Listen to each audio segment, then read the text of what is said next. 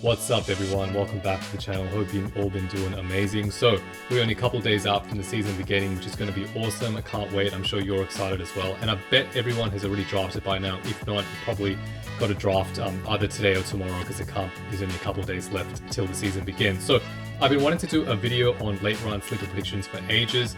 It's probably not going to produce that much value now since most people have already drafted. However, I'm still going to put out a video just showing you who I picked and what I actually predict their stat lines are going to be.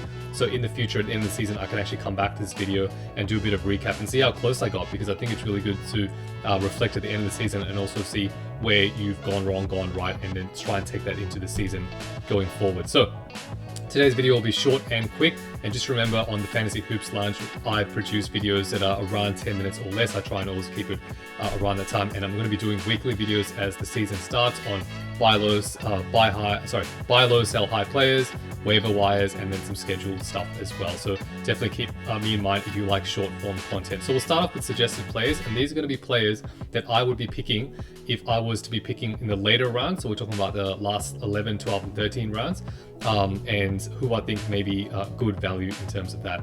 Now, some of these guys may not be later rounds. It just depends on your draft. I've seen them go everywhere, but we'll start off with Kevin Porter Jr.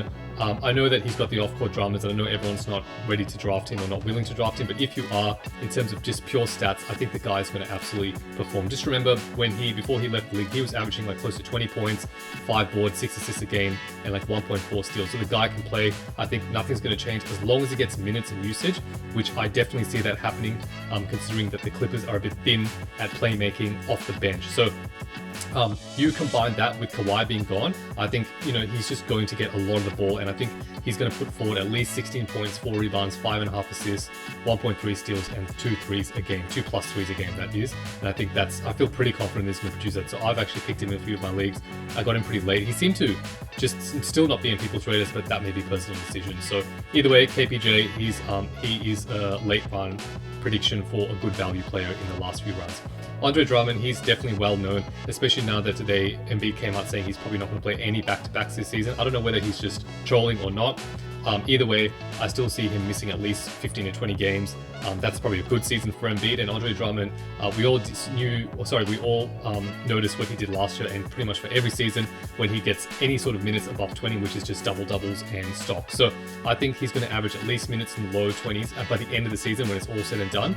That's reserve and starter minutes together. And he's going to average at least 10 points, 11 rebounds, 1.2 steals, and 1.6 blocks. And that's being pretty modest. He could even go more if Embiid plays another 30-game season like he did last season as well. Amen Thompson is my next guy. Again, someone that probably is on everyone's radar by now, but just crazy potential in terms of what he gives you on category leagues. I think this year he's good for 11 points, 6.5 rebounds, 3.5 assists, 1.8 steals, and 1 block. I just think he's got insane potential, and just because Udoka's already said that he's really keen on playing him positionless, I think if anyone drops out of that starting lineup, you're going to see extra minutes and usage for Amen Thompson as well, and he's just going to give you different things on every night. I think his rebounding is the strongest. When he was averaging 30 minutes a game, he was getting around 8 rebounds a game. I don't know if he's going to average 30 minutes a game. I just think Udoka is pretty hard with his lineups. He looks like he's going to get at least mid to high 20s, at least. But I'm not sure. If he's going to get 30 minutes, if you're confident that, man, this is very conservative stat line. He's going to produce way more than this, especially in the rebound category. Dyson Daniels, this guy, he's going around an 11th to 12th round, but I've seen him also not that well picked in some of the mocks. I think he's amazing. When he's a starter, he produces around 9 points, 5 boards, 5 assists last year. So I don't know how many minutes he's going to get. I'm going to guess he's going to finish at around 24 to 26 minutes a game coming off the bench. There's just not many guards, and he can be a bit of a, not playmaker, but the guy that brings the ball up the court and sets up the offense as well a little bit.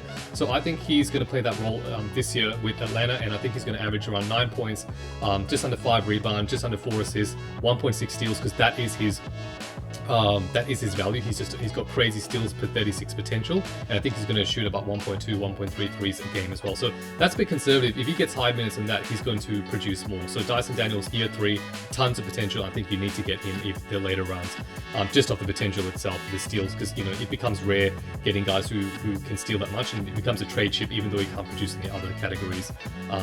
If you're looking at trades. Trey Mann, another guy that isn't really talked about but had a crazy preseason. We all saw what he did when he was a starter last year, and then he sort of fell off and Micic got put forward. But I think this year he's honestly going to be the sixth man on that team, like the first guy off the bench scoring. And I think he's good for at least 14 points, 5 rebounds, 5 assists, 1.3 steals, 1.8 threes per game. Now that's probably a little bit inflated. I mean, even in 29 minutes last year, he was only getting like 1.5 threes, I think, or 1.4. But I just think he's going to take a leap this year, and I think he's in contract extensions as well. So I just think he's got a lot going for him, and I just don't see much bench from the Hornets. And with LaMelo Ball's injury concerns, what if he's ever out and or Micic gets traded, which he seems to be gunning for at this point to go to Denver. Trey Mann has a lot of upside there as well. So I may be a little bit higher on him, but definitely Trey Mann. He's worth a late round flyer, your last pick, or at least a waiver pick if he's still on your wires, in my opinion.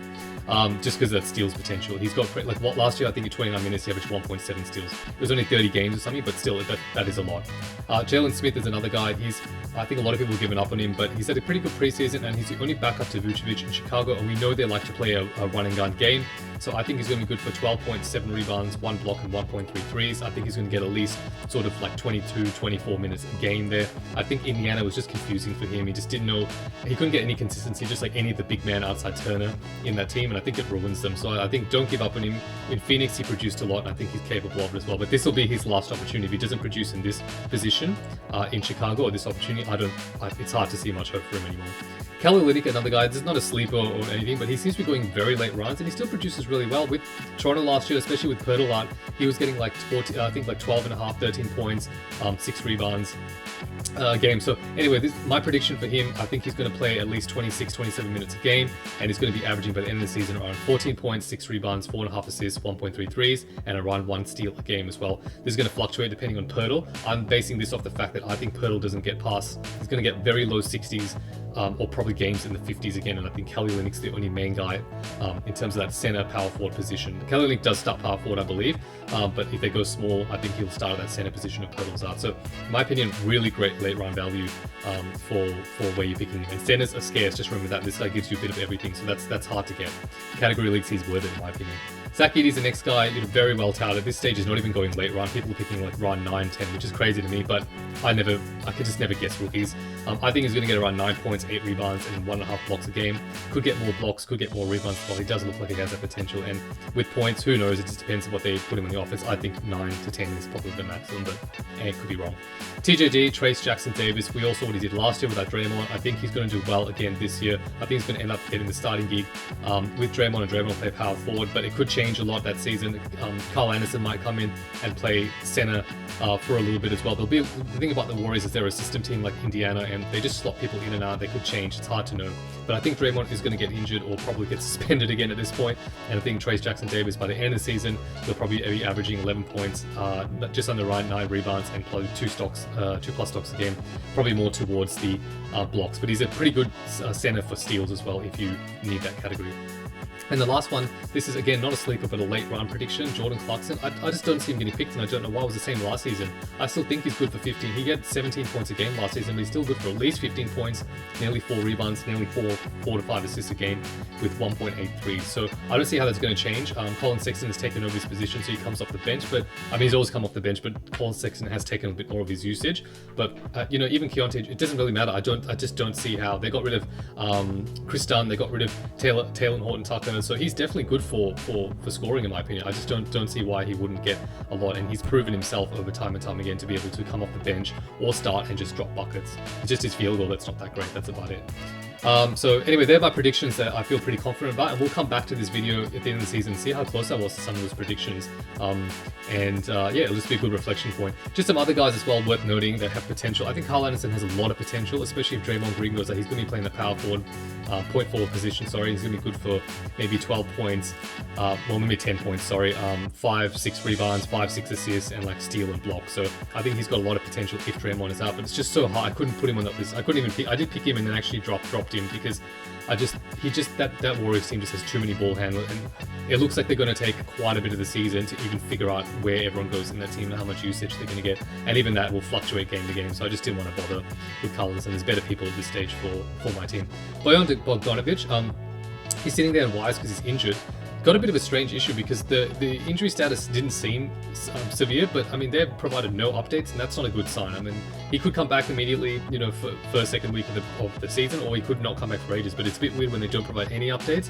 I'm a little bit concerned there, especially because he's probably going to be a trade chip for that team. But if he does play, he's still good for 15, 16 points, 3 rebounds, 2+ threes a game, and really good percentage. He normally shoots at least 45, 46% from the field goal, and then free throw he's awesome as well.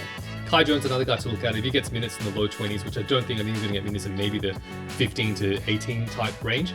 He's great for stocks. He's going to get tons of blocks, closer to, and I think more than a steal a game as well. So if you want stocks, definitely keep an eye on Kai Jones. And he gets consistent playing time all season. Wow, he's just going to be, yeah, just a stock king. And Westbrook, last guy, I just think a lot of people have fallen out from him, but I think that in his new role with Denver, and even as what I saw in the Clippers, he's just not shooting enough for his field goal to kill you, and he's not playmaking enough for his turnovers to kill you, but he's also still producing that 5-6 rebounds a game, 5-6 assists per game, and even he's getting 1 to 1.5 threes a game, and his free throw, again, volume is so far down that it's not affecting you, so definitely worth picking up in my opinion, or trading if you need someone to give you those rebounds and assists from that PG position, because we all know that's not easy to get rebounds from that position. So definitely someone to pick up. I think you can get late round values from all these players, especially from the first half of this video, so definitely go back and check that out if you want to see that list again. Otherwise, hope you got some value from this video. It's going to be interesting to come back to it at the end of the season and see how right or wrong I was, and go from there. But otherwise, I'll have some more videos going forward. As I said, I'm going to be doing my weekly videos. I'm going to be doing one on breakout players, people that I think that are going to have really big jumps in their ADP, or not ADP, but jumps in their value as their current ADP this season after this as well. And we'll come back at the end of the season, look at it. But let me know what you think in the comments if you disagree or you agree, or if I missed out on anyone, because definitely there is a lot of options that I could have chosen from. Otherwise, thank you very much for your time for watching, and I'll see you in the next video.